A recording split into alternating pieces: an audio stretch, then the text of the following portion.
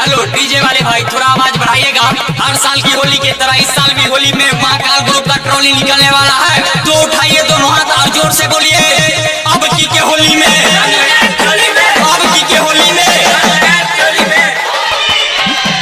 बड़की छौरी जिंदाबाद जिंदाबाद जिंदाबाद, बड़की छौरी जिंदाबाद जिंदाबाद जिंदाबाद, बड़की छौरी जिंदाबाद जिंदाबाद जिंदाबाद, मोटकी छौरी जिंदाबाद जिंदाबाद जिंदाबाद। माल के नाम हवे शोभा कुमारी, रंग लगाई हम सबसे आगारी। डीजे जितेंद्र राज माल के नाम हवे शोभा कुमारी, रंग लगाई हम सबसे आगारी। पीके करे बबाल लफुआ सन के टोली, अरे पियेंगे तारी तो करबे न करेंगे रंगदारी। मार दे गोली जे होली में बोहली, मार दे गोली जे होली में बोहली, मार देव गोली जे होली में बोली, मार देव गोली जे होली में बोली। छोड़िया आग लगा काहे घुस गई लगे घर में। ए हमने खोलबा तो दारू पी के आल छी, हमरा नशा में चोली फाड़ देबी त भर गा के छोड़ दे तो नहीं दिक्कत पेलो, हम डाल लिए तो दिक्कत होलो। लोल पूछ देबो रे। अभी आप सुन रहे हैं मां लक्ष्मी म्यूजिक की शानदार प्रस्तुति। डीजे जितेंद्र राज महुआ दरभंगा। पीके करे बरंग दहारी, के आई हमारा आगारी, चीर दे फाड़ देब हमहू, हई हमर काम वहालिए।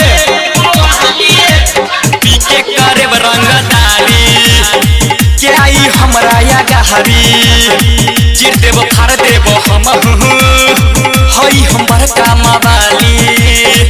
कौनो गली मोहल्ला न बहती, अब के होली इतिहास जाई रहती।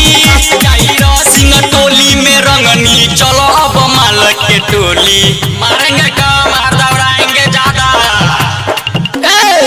मार दे गोली जे होली में बोहली, मार दे गोली जे होली में बोहली, मार देव गोली जे होली में बोली, मार देव गोली जे होली में बोली। हाँ तो भाइयों पीते पीते एक शायर याद आ गया, पत्थर को पीस कर कभी मैदान नहीं हुआ, पत्थर को पीस कर कभी मैदान नहीं हुआ। जो महाकाल ग्रुप से टकराए वही माई का लाल पैदा नहीं हुआ, वही माई का लाल पैदा नहीं हुआ।